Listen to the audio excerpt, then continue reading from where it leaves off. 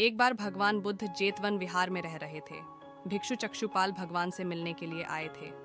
उनके आगमन के साथ उनकी दिनचर्या, व्यवहार और गुणों की चर्चा भी हुई। भिक्षु चक्षुपाल अंधे थे।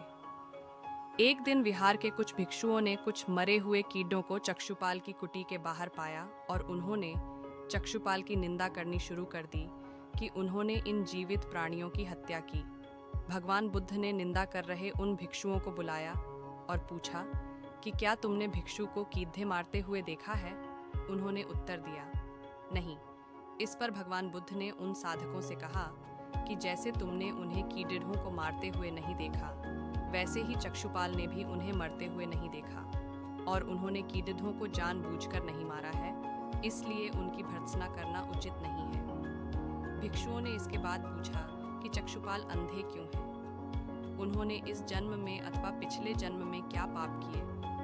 भगवान बुद्ध ने चक्षुपाल के बारे में कहा कि वे पूर्व जन्म में एक चिकित्सक थे। एक अंधी स्त्री ने उनसे वादा किया था कि यदि वे उसकी आंखें ठीक कर देंगे तो वह और उसका परिवार उनके दास बन जाएंगे। स्त्री की आंखें ठीक हो गईं, पर उसने दासी बनने के भय से यह मानने से इनकार कर दिया। चिकित्सक को तो पता था कि उस स्त्री की आंखें ठीक हो गई हैं, वह झूठ बोल रही है।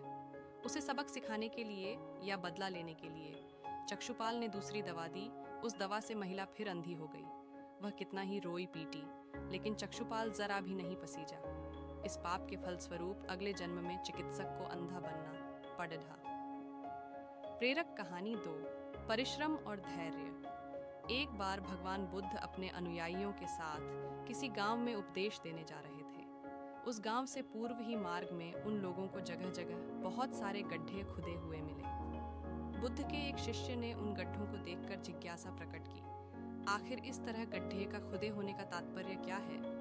बुद्ध बोले, पानी की तलाश में किसी व्यक्ति ने इतने गड्ढे खोदे हैं। यदि वह धैर्यपूर्वक एक ही स्थान पर गड्ढे खोदता तो उसे पानी अवश्य मिल जाता, पर वह थोड़ी देर गड्ढा खोदता और पानी न मिलने पर दूसरा गड्ढा खोदना शुरू कर देता।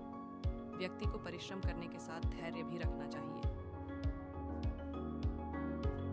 प्रेरक कहानी 3, अमृत की खेती। एक बार भगवान बुद्ध भिक्षा के लिए एक किसान के यहाँ पहुंचे। तथागत को भिक्षा के लिए आया देखकर किसान उपेक्षा से बोला, श्रमण, मैं हल जोतता हूँ और तब खाता हूँ। तुम्हें भी हल जोतना और बीज बोना चाहिए और तब खाना खाना चाहिए। बुद्ध ने कहा, महाराज, मैं भी खेती ही करता हूँ।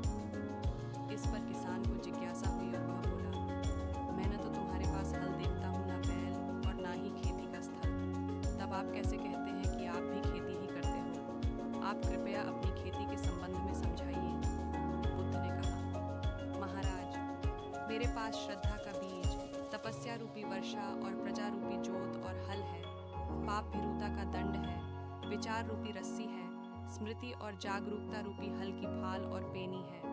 मैं वचन और कर्म में संयत रहता हूँ। मैं अपनी इस खेती को बेकार घास से मुक्त रखता हूँ और आनंद की फसल काट लेने तक प्रयत्नशील रहने वाला हूँ। अब प्रमाद मेरा बैल है, जो बाधाएं देखकर भी पीछे मुंह नहीं मोड़ता है। वह मुझे सीधा शांति धाम तक ले जाता है। इस प्रकार मैं अमृत की खेती करता हूँ। प्रेरक कहानी 4, दान की महिमा।